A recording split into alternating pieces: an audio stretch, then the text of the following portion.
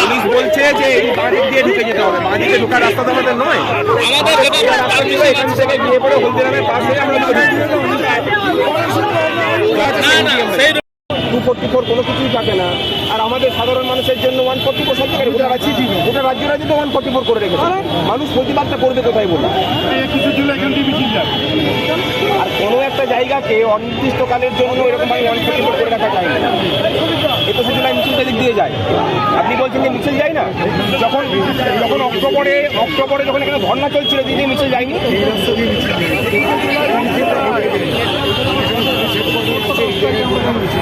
আমি অবজেকশন আগে করলেন না কেন?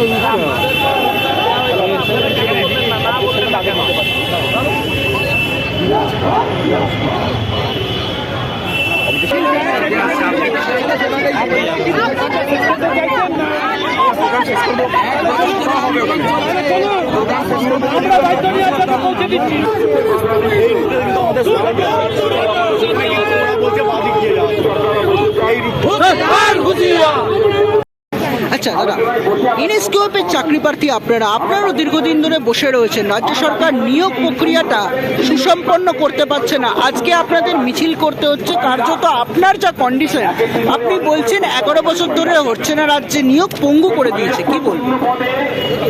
দেখুন, আজকে সংগ্রামী যৌথ মঞ্চের ডাকে যে মহা মিছিলের ডাক দেওয়া হয়েছে এবং শহীদ মিনারের প্রদেশে যে মহাসমাবেশ, সেই মহাসমাবেশে শুধু আমরা অস্থায়ী যারা শিক্ষক আছি তা নয়, অস্থায়ী কর্মচারী থেকে শুরু করে রাজ্য সরকারি কর্মচারী থেকে শুরু করে যারা চাকরি প্রার্থী প্রত্যেকেই যারা এই রাজ্য সরকারের দুর্নীতির কারণে বঞ্চনার শিকার, তারা প্রত্যেকেই আজকে এই মিছিলে হাঁটছে। আজকে আমার মূলত এইভাবে রাজ্য সরকারের কাছে দৃষ্টি আকর্ষণ করা, কারণ আজকে যারা যোগ্য মেধা সম্পন্ন তারা আজকে হুইল চেয়ারে বসে আছে, আর আজকে যিনি মসনদে বসে আছেন নকল রানী তিনি আজকে চেয়ারে বসে আছেন। আমরা যারা শিক্ষিত মেধা সম্পন্ন যোগ্য যারা আছে এই পশ্চিমবাংলার সাধারণ জনগণ এবং যারা চাকরি প্রার্থী এবং যারা আমাদের আজকে সরকারি কর্মচারী আছে, আমরা আজকে বুঝিয়ে দিচ্ছি, কলকাতার মানুষ সহ বাংলার মানুষকে বুঝিয়ে দিচ্ছি যে রাজ্য সরকার দুর্নীতি করে এই সিস্টেমটাকে শিক্ষা ব্যবস্থা থেকে শুরু করে স্বাস্থ্য ব্যবস্থা সমস্ত জায়গায় ধ্বংস করে দিয়েছে। আমাদের 11 বছর ধরে আজকে অস্থায়ীভাবে নিয়োগ করে পঙ্গু করে রেখে দিয়েছে। না হয়েছে আমাদের বেতন বৃদ্ধি, না হয়েছে আমাদের স্থায়ীকরণ।